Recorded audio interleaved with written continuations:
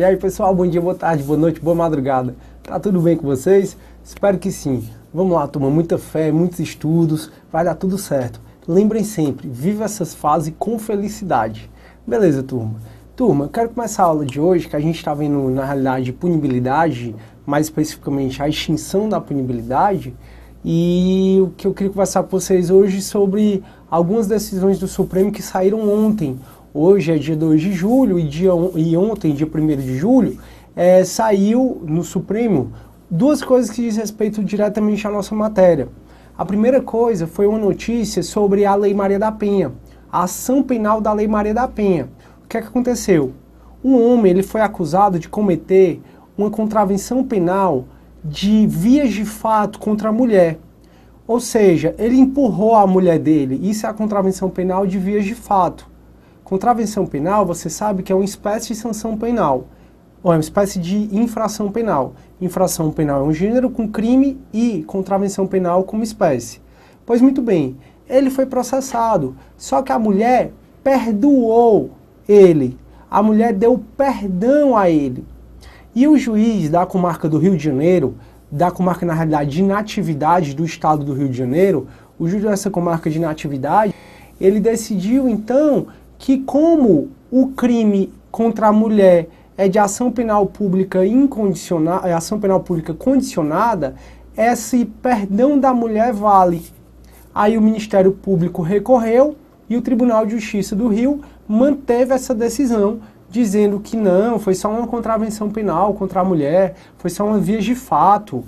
Aí a Justiça do Rio de Janeiro foi e também chancelou o fato desse perdão valer. Só que o Ministério Público entrou com reclamação no Supremo. E a reclamação, ela é um instrumento constitucional utilizado, ela é uma ação utilizada para sempre quando há desrespeito a alguma ordem do Supremo, alguma decisão do Supremo. E aí o Ministério Público disse, olha, a gente foi já julgado que mesmo lesão corporal de natureza leve ou mesmo culposa contra a mulher em situação de violência doméstica familiar é crime de ação penal pública incondicionada. Todas as contravenções penais também são de ação penal pública incondicionada. Ao Ministério Público disse assim, Supremo, eu não estou entendendo porque é que o juiz da comarca de Natividade e o Tribunal de Justiça do Rio de Janeiro estão dizendo que o perdão vale. Se o perdão é para crimes de ação penal privada, e mesmo se você quiser encarar esse perdão da mulher como uma retratação, a representação, não vale. Porque qualquer crime contra a mulher em situação de violência, qualquer crime não, perdão, crime de lesão corporal leve, crime de lesão corporal culposa, grave ou gravíssima contra a mulher em situação de violência doméstica familiar, é ação penal pública e incondicionada. E aí, ele disse também, no caso ele estava sendo processado por uma contravenção penal e a gente já viu que todas as contravenções penais são também infrações de ação penal pública incondicionada. De forma que o Supremo, ninguém está entendendo o que é que está acontecendo lá no Rio de Janeiro. Aí o ministro Ricardo Lewandowski, ele deferiu liminar, dizendo que pode sim continuar o processo contra esse indivíduo, mesmo a mulher tendo perdoado, esse perdão não vale, tendo em vista que mesmo há vias de fato contra a mulher em situação de violência doméstica familiar, e eu fiz vias de fato assim, porque vias de fato é geralmente um empurrão, um pedala Robinho, assim, né? Aí mesmo a vias de fato é de ação penal pública incondicionada, então não existe o fenômeno da retratação da ofendida. Isso saiu ontem. E outra coisa que saiu ontem foram duas matérias sobre o princípio da insignificância. Uma, a Defensoria Pública da União, pedindo para aplicar o princípio da insignificância para o crime de contrabando, onde 17 camelôs estavam contrabandeando maços de cigarro. E isso foi só a notícia do pedido, ninguém sabe o que é que o Supremo vai decidir, mas o que o Supremo decidiu sobre o princípio da insignificância foi em relação aos crimes contra a ordem tributária, da Lei 8.137 de 90. Essa lei vocês devem ter visto comigo no meu curso de resolução de questões lá do CESP para a Polícia Federal, a gente conversou sobre isso.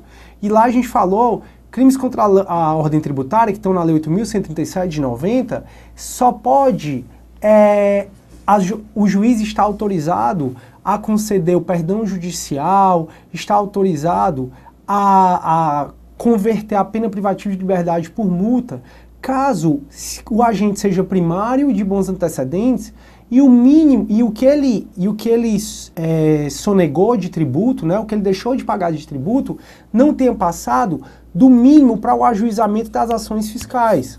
Então, de novo, a Lei 8.137, que é a Lei dos Crimes contra a Ordem Tributária, ela coloca que o juiz pode conceder o perdão judicial, que é até uma extinção da punibilidade, que a gente vai ver nessa aula. O juiz vai conceder o perdão judicial, ou mesmo pode converter essa pena privativa de liberdade em multa, caso, pessoal, o agente que sonegou o tributo seja primário de bons antecedentes e o que ele tenha sonegado não tenha passado do mínimo para o ajuizamento das ações fiscais. O que é isso, professor? Mínimo do ajuizamento das ações fiscais.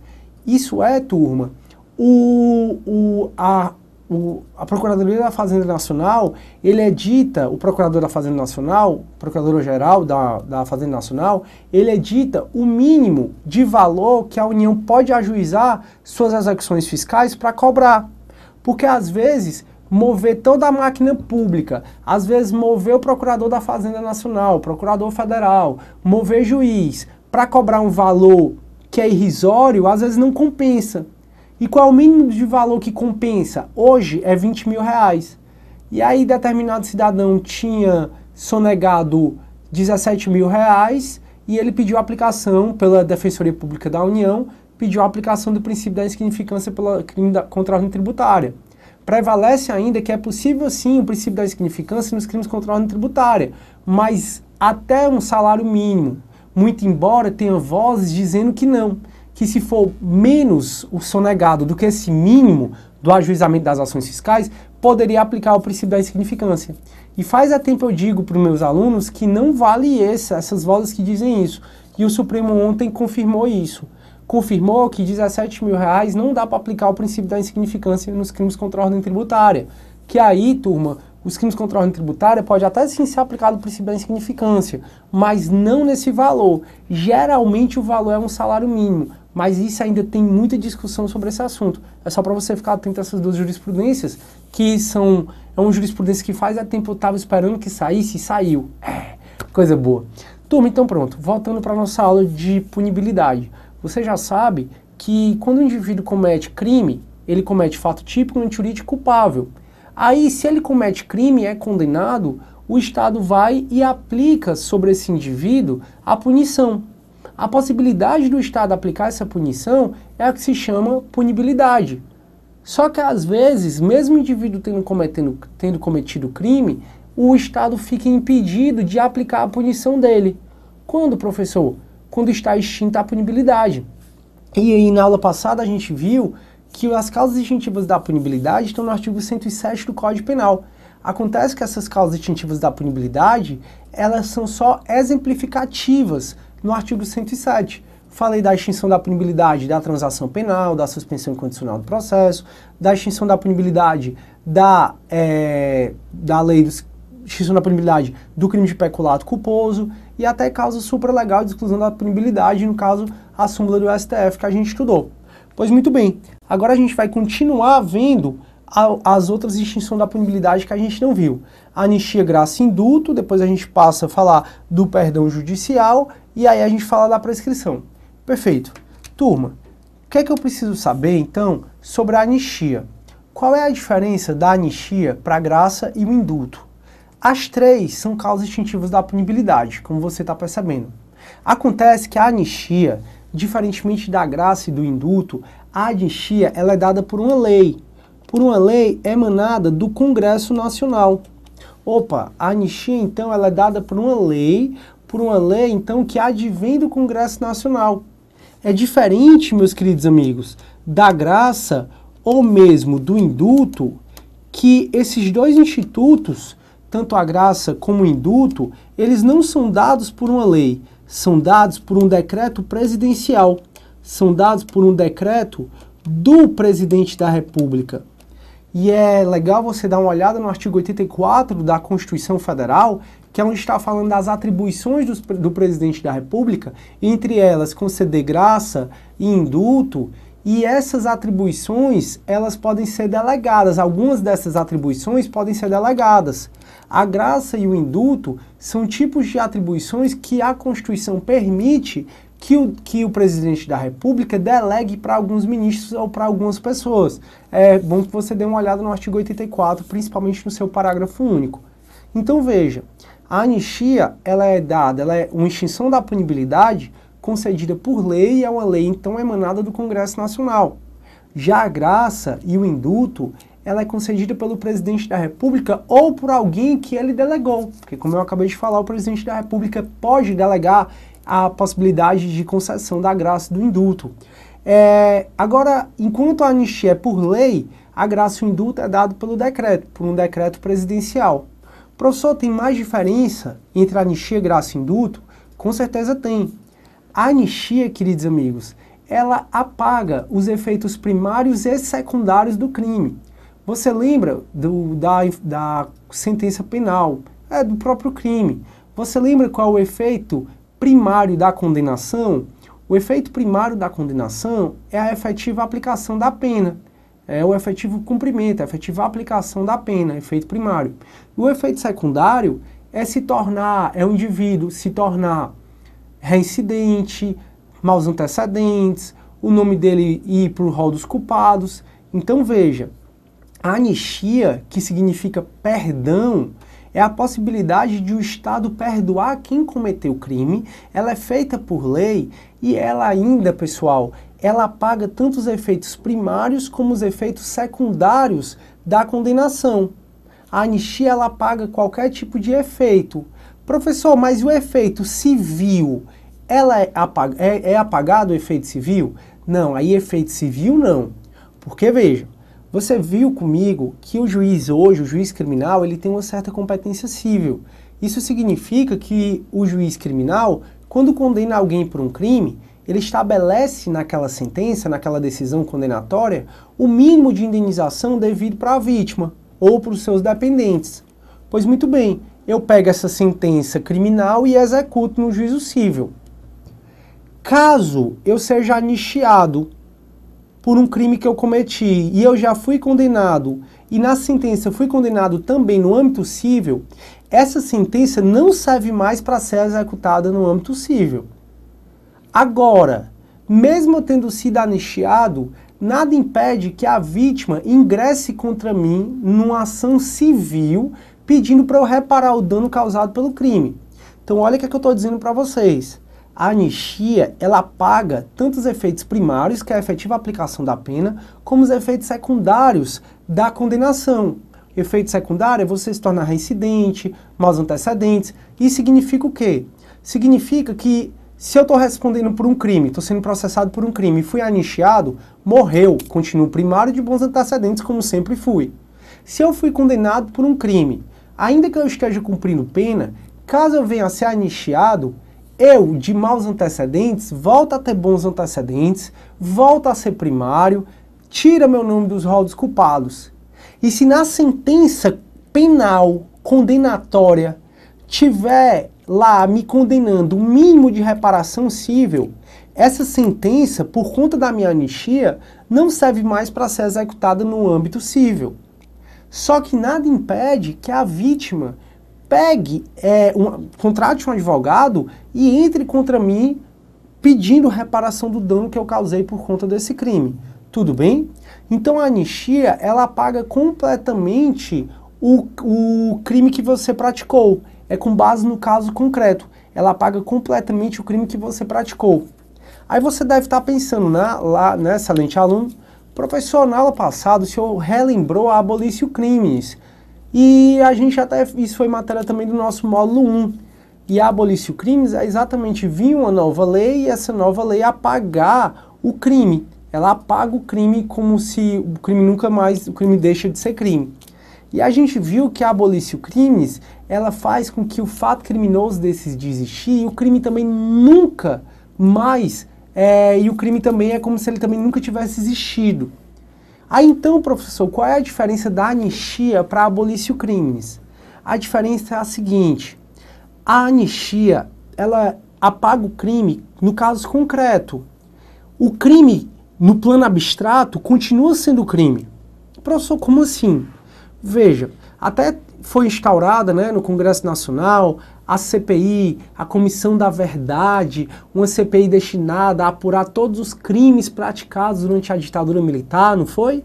Só que durante a ditadura militar, alguns militares torturaram, mataram, cometeram sequestro, e a grande maioria dessas pessoas que cometeram esses crimes foram anistiados. Então, e as pessoas que não foram anistiadas provavelmente já têm os seus crimes prescritos por conta dos crimes que cometeram durante a ditadura, por conta do tempo, né, que já passou o tempo demais. A gente está em 2013, e aí o que acontece? E aí, então, essa Comissão da Verdade, ela é muito mais para um valor histórico do que mesmo para punir alguém, na realidade. Então, veja, na época da ditadura militar, alguns militares mataram, sequestraram, roubaram, torturaram, e eles foram anistiados. Tortura, sequestro, roubo, continua sendo crime. No plano abstrato, continua sendo crime. O que a anistia fez foi, no caso concreto, apagar todos esses crimes, fazer com que esses crimes, em tese, sejam considerados como eles nunca tenham acontecido. Esses crimes, no caso concreto, nunca tivesse acontecido. Então o que a anistia faz é apagar no caso concreto. O crime continua sendo crime. Já abolice o crimes, não. Vem uma nova lei e revoga aquela conduta como crime, como foi o caso do adultério. O adultério, então, ele era crime até 2005, até que veio uma lei, e essa lei, ela revogou o adultério. Então hoje, se você é casado e passa um chifrezinho no seu cônjuge, na sua esposa, no seu esposo, você não comete mais crime nenhum. Aí vai mais para a responsabilidade civil, onde a amante, você já teve caso da mulher traída, pedir dinheiro da amante e conseguir, e maior coisa. Aí é bacana demais estudar essa parte. Então é isso. A anistia mantém o crime em abstrato e apaga o fato criminoso concreto. Não persiste nem os efeitos primários nem secundários da condenação. A graça e o indulto, elas só apagam os efeitos secundários. E o graça e indulto eu falo daqui a pouquinho. Alguma doutrina, pessoal, alguns doutrinadores, eles colocam algumas classificações sobre a anistia. E aí eu já fiz aqui, para não ter que ficar ditando e você copiando, eu já coloquei aqui quais são essas principais classificações. E tá aqui, ó. A anistia própria. A anistia própria é a que ocorre antes da condenação. Mas a anistia nada impede que ela ocorra depois da condenação. Se a anistia ocorre antes da condenação, é a anistia própria. Se ela ocorre depois da condenação, é a anistia imprópria. A anistia restrita, ela exige condições pessoais do beneficiado. Por exemplo, a anistia ela é restrita quando ela diz assim: conceda anistia para as pessoas que cometeram furto, mas só para as pessoas que são primários. Só para os indivíduos primários. Opa! Se o indivíduo é primário, ele recebe a anistia. Se não, se ele é reincidente, ele não recebe a anistia.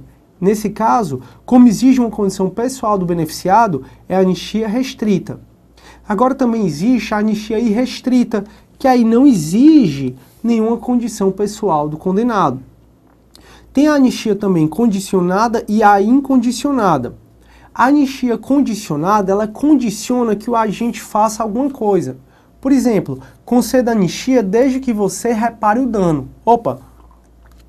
Aí é uma anistia condicionada. Ela é bem próxima mesmo à anistia restrita e à irrestrita. A anistia restrita, ela diz respeito às condições pessoais, alguma característica pessoal, alguma peculiaridade do condenado ou do beneficiado. Já a condicionada diz respeito ao preenchimento de algum requisito no sentido externo, no sentido de ter reparado o dano, de ter pago a multa, de ter cumprido determinada parte da pena. Aí vence a anistia condicionada. Já a anistia incondicionada, ela não exige o preenchimento de nenhum dos requisitos. E tem também a anistia comum, que ela é destinada para os crimes comuns. Crimes comuns são todos os que a gente estuda, como peculato, roubo, furto, e tem a anistia especial, que ela atinge crimes políticos, que atinge crimes políticos. Beleza. Anistia, turma, graça e indulto é uma matéria que também é vista em direito constitucional, certo? Talvez até lá o professor de constitucional sinta necessidade de aprofundar mais o assunto. Beleza. Turma, prevalece que como a anistia, ela é dada por lei, não pode uma outra lei vir e revogá-la. De forma que, se a anistia ela foi concedida, ela não pode mais ser revogada. Então agora a gente está na moda das manifestações, né? Graças a Deus o gigante acordou e as pessoas se rebelarem, querendo que o pessoal da polícia, dos militares, sejam condenados pelas atrocidades que cometeram, os que cometeram, né? Durante a ditadura militar, não pode mais revogar a lei que concedeu a anistia. Por que não pode mais revogar? Porque a gente sabe que não pode haver lei retroativa para prejudicar o réu. E se uma lei viesse e revogasse a anistia concedida, era uma lei impégios, era uma lei que ia piorar a situação do réu. E a lei não retroage para piorar a situação do réu. Beleza. Professor, e a graça e o indulto, o que são? Bom, você já sabe que a graça e o indulto, ambos são concedidos pelo presidente da República ou por uma pessoa delegada por ele, e ele assim o faz por meio de decreto. O ato normativo, o ato que concede graça ou anistia é o decreto presidencial. Beleza. Qual é a diferença da graça para o indulto? A graça, ela é concedida de forma individual. A graça, ela é concedida de forma individual. E ela depende de requerimento. Então a graça, ela é concedida de forma individual e ela depende de requerimento. Já o indulto não, meus queridos amigos. O indulto, ele é até chamado de indulto coletivo. O indulto é coletivo e não depende de requerimento. Já é tradição, durante o Natal, o indulto natalino. O que é o indulto natalino? Todos os anos, procure perceber a partir de novembro, nas publicações, a partir de novembro, o presidente da República geralmente faz um decreto e nesse decreto ele concede o indulto natalino. Esse decreto ele pode extinguir o resto da pena de várias pessoas que se enquadrem nas condições dele, se é que ele coloca condição. Às vezes o indulto, às vezes o decreto é só para liberar os presos para passarem o Natal em família. Mas o indulto, ele é coletivo, ele não é para uma pessoa só, ele geralmente é coletivo e ele não depende de requerimento. Enquanto a graça é individual e depende de requerimento. Lembram lá que eu falei que na anistia, a anistia ela apaga tanto o efeito primário como secundário da condenação? Não é mais nem aplicada a pena e também você volta a ser primário e bons antecedentes? Já a graça e o indulto não. A graça e o indulto, ela só apagam o efeito primário. A graça e o indulto não apagam o efeito secundário. De forma que, se você é beneficiado por uma graça, se você é beneficiado pelo indulto, nesse caso, pessoal, você continua de maus antecedentes e, se for o caso, pode ser considerado ainda reincidente. Então, a graça e o indulto serve para, ou turma, extinguir tua pena, ou até às vezes para comutar a pena. E o que é comutação de pena? A gente até já resolveu uma questão nesse sentido. Comutação de pena é você retirar uma pena mais grave e colocar uma pena mais benéfica. Então, comutação de pena é você retirar uma pena mais grave, por exemplo, uma pena privativa de liberdade, e converter essa pena privativa de liberdade por uma pena restritiva de direito. Isso é a comutação de pena. Então, a graça e o indulto, o que elas vão afetar é o efeito secundário da condenação. Aliás, é o efeito primário da condenação, me perdoe. A graça e o indulto, elas atingem mais o efeito primário da condenação. Ou extinguindo por completo a pena privativa de liberdade, ou comutando a pena, trocando uma pena mais grave por uma pena mais leve, por uma pena menos grave. Então, bora lá. As espécies de graça e indulto, quais são? Existe graça e indulto pleno. Esse graça e indulto pleno, eles extinguem totalmente a pena. É aquele que diz assim, ó, você já cumpriu, falta cumprir ainda, sei lá, 1/3 da sua pena, você está extinta a sua pena, não precisa mais se preocupar. Aí tem o indulto ou a graça parcial, que eles podem diminuir a pena ou pode comutar, ou seja, substituir a pena mais grave por uma mais leve. Então, o indulto ou a graça pleno é aquele que extingue por completo a pena privativa de liberdade. Já o indulto ou a graça parcial pode diminuir a quantidade de pena que está faltando ou ainda pode substituir, comutar a pena. Beleza. Existe a graça e o indulto incondicionado, que aí agora vai a mesma coisa da anistia, que não impõe qualquer condição, já condicionado impõe condição, e existe a graça e o indulto restrito e irrestrito, que aí essa parte, esses quatro, é a mesma coisa da anistia. Aqui exige condições pessoais, como a gente não ser reincidente, por exemplo, e na condicionada pode exigir a reparação do dano, por exemplo. E aí, nesse finalzinho de aula, eu quero conversar com vocês, turma, sobre o artigo 5º, inciso 42 da Constituição Federal. E o artigo 5º, inciso 42 da Constituição Federal, ele proíbe para crimes hediondos ou equiparados a anistia e a graça. Então, se você for ver o artigo 5º, inciso 42 da Constituição Federal, diz que são insuscetíveis de graça e anistia os crimes hediondos e os equiparados ao hediondos na forma da lei. Beleza, pessoal. Crime hediondo, você já sabe que é aquele que está no rol taxativo do artigo 1º da Lei 8.072 de 90. Então, crime hediondo está no rol taxativo do artigo 1º da Lei 8.072 de 90. Equiparado ao hediondo é o TTT. O que eu quero discutir com vocês é se o artigo 2º da Lei dos Crimes Hediondos é constitucional ou não. Professor, e por que não seria constitucional? Porque o artigo 2º da Lei 8.072 de 90, ele coloca que crime hediondo ou equiparado é insuscetível de graça, anistia ou indulto. E aí o legislador poderia ter ampliado, o legislador poderia ter enquadrado indulto quando a Constituição só falou crime hediondo equiparado é insuscetível de graça e anistia. Prevalece, turma, no Supremo, e o Supremo tem algumas decisões nesse sentido, de que o legislador poderia sim ter ampliado que crimes hediondos ou equiparados são insuscetíveis de graça, anistia ou mesmo indulto. Então, o artigo 2º da Lei dos Crimes Hediondos, de acordo com a jurisprudência do Supremo, é um artigo que é constitucional. Muito embora ele tenha trazido que crime hediondo é insuscetível de indulto, algo que não está na Constituição Federal, prevalece no Supremo que é constitucional. Turma, meu tempo acabou. Fiquem com Deus. Próxima aula, perdão judicial, e a gente começa a prescrição. Tchau, tudo de bom.